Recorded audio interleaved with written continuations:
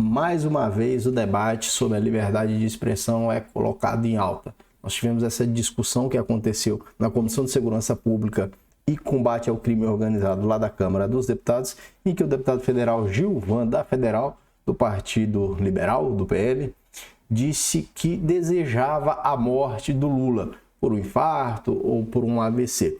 E essa fala gerou muita discussão porque a AGU, a Advocacia Geral da União, pediu ao Ministério Público Federal e à Polícia Federal que investigue a fala do deputado. Isso nos traz uma discussão a respeito da liberdade de expressão e principalmente a liberdade de expressão do parlamentar, que com toda certeza, se comparada à liberdade de expressão que é assegurada às pessoas em geral, o parlamentar tem muito mais, né? Até porque a atividade dele exige o uso expressivo da fala e da comunicação e das manifestações de qualquer forma. Aí eu trouxe aqui uma notícia que saiu na Revista Oeste, essa que a gente sabe que ela é bastante aqui mais pro lado da direita, né? Dentro do espectro político, porque eu quero ver com você se de fato a fala que foi utilizada pelo deputado federal pode ensejar uma infração penal ou não, aquilo pode ser crime ou não, pode ensejar algum tipo de responsabilização. A gente precisa ver a Constituição e o Código Penal, que eu não vou falar de questões civis, vamos falar de criminalidade e do texto constitucional. O texto da Revista Oeste fala, mais um deputado na mira da Polícia Federal, porque a Advocacia Geral da União pediu essa investigação. E aí, o texto aqui fala a respeito dessa fala do deputado. Vamos colocar a fala do deputado aqui para você ver, e aí a gente vai poder entender se isso, com base ou em face do texto constitucional, e eu vou mostrar também o texto constitucional, configura ou não uma infração penal e ele pode ou não ser responsabilizado. Veja só. Mas eu vou te falar, e por mim, eu quero mais que o Lula morra. Eu quero que ele vá pro quinto dos infernos. É um direito meu. Não vou dizer que eu vou matar o cara, mas eu quero que ele morra. Que vá pro quinto dos infernos, porque nem o diabo quer o Lula. É por isso que ele está vivendo aí, superou o câncer, tomara que tenha um ataque cardíaco, porque nem o diabo quer essa desgraça desse presidente que está afundando o nosso país. E eu quero mais é que ele morra mesmo. E que andem desarmados. Não quer desarmar um cidadão de bem, que ele ande com seus seguranças desarmados. Parabéns, Paulo Bilisque. O meu relatório é pela aprovação. Bem, então foi essa a fala do deputado, né? Então ele disse que deseja que o Lula morra, seja com um AVC, seja com um infarto. Veja só, de fato, no nosso sistema jurídico penal não existe a previsão de que um desejo de um indivíduo que não seja exteriorizado através de condutas físicas configure infração penal. Algumas falas, então a exteriorização de alguns pensamentos podem configurar algumas infrações penais relacionadas à honra ou o próprio crime de ameaça, que é uma proteção à incolumidade subjetiva da pessoa, né?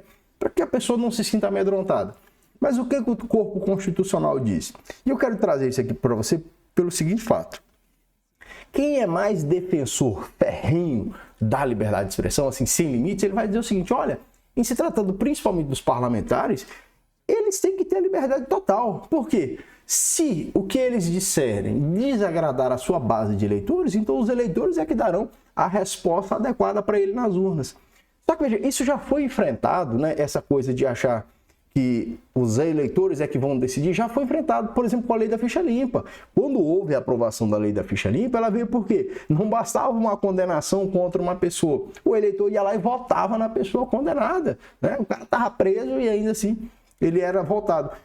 O próprio parlamento verificou isso, o Congresso Nacional, os deputados e senadores verificaram que não adianta deixar somente sob a responsabilidade do eleitor. Por isso que esse debate é importante, nós debatermos se, de fato, a liberdade de expressão ela deve ou não ser limitada. Porque, veja, há falas de parlamentares, independente de qual, se é petista, se é bolsonarista, qual que for, há falas de alguns parlamentares que elas são abjetas, né? Elas são repugnantes, há falas que são repugnantes. Eu te digo, por exemplo, algumas falas que, apesar de serem repugnantes, elas podem ser reproduzidas pelas pessoas.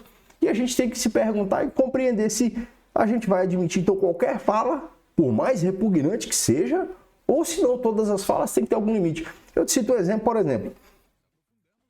O ex-presidente Jair Bolsonaro, quando era deputado federal, ainda tinha uma fala, tem uma fala dele, né? Se a gente pesquisa nos vídeos no YouTube, a gente encontra, em que ele diz assim, o menino está ficando, se referindo à criança, quando começava a identificar ali traços de homossexualidade. Ele diz, não, se o menino está ficando dessa forma, dá um couro nele que resolve.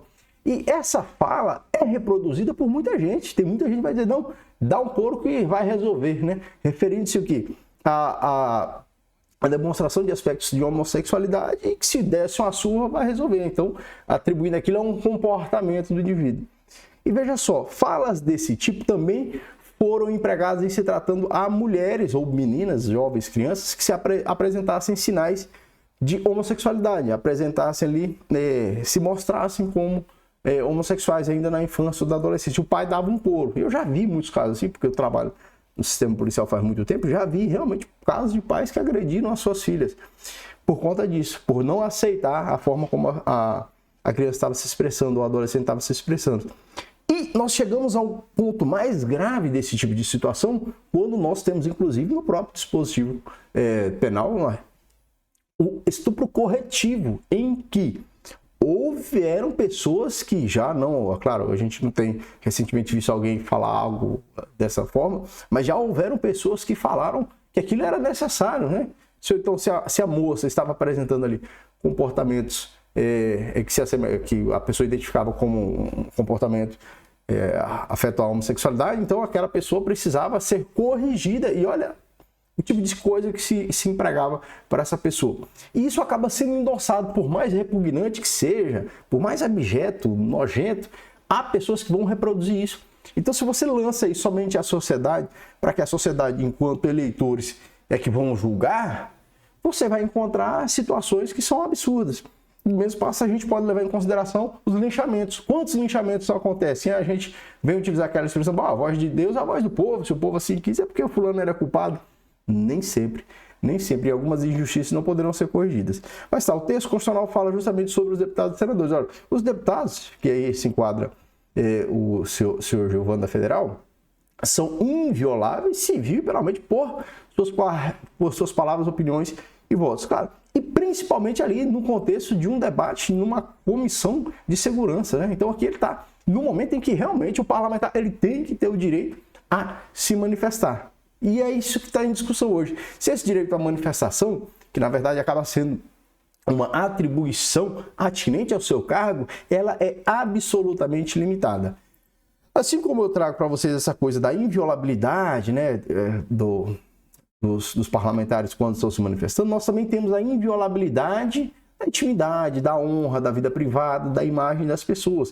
E esse debate eu já trouxe aqui para vocês, né? E aqui, presta atenção, aqui é de coração aberto. É para te mostrar que essa expressão inviolável, quando você diz, né?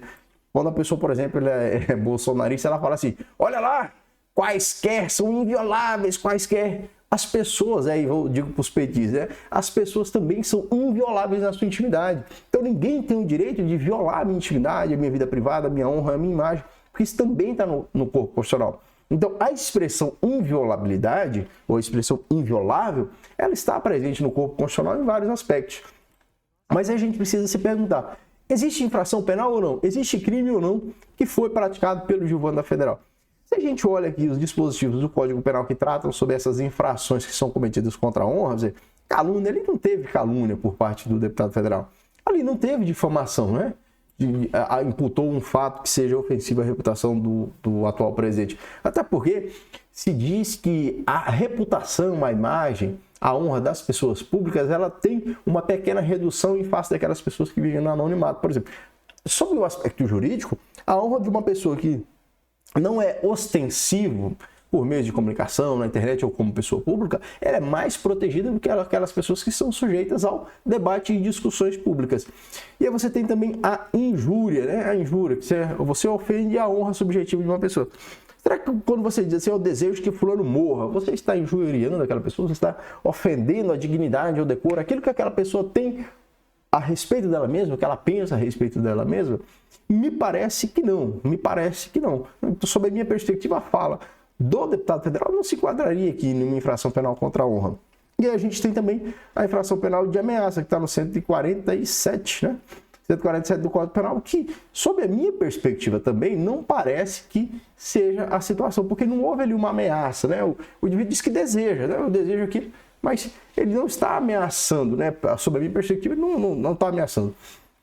Então, não me parece, né, a gente pode ver esse dispositivo, não me parece que a fala aqui do deputado, apesar de ser repugnante, sob a minha perspectiva é repugnante, é abjeta, mas apesar de abjeta e repugnante, por si só, não configura infração penal. Agora, se a Câmara dos Deputados adotará ou não alguma medida no campo do decoro parlamentar, aí cabe ao próprio Poder Legislativo, à própria Câmara dos Deputados, à sua presidência, avaliar isso, se é caso ou não de uma análise quanto à quebra do decoro parlamentar, tá certo? Deixa a sua opinião, o que você acha dessa fala, se você acha abjeta ou não, repugnante ou não, se você também deseja a morte do ex-presidente ou você acha que isso é um absurdo, e se você acha que é crime ou não, deixa aqui a sua opinião nos comentários, tá? Forte abraço e até o próximo vídeo.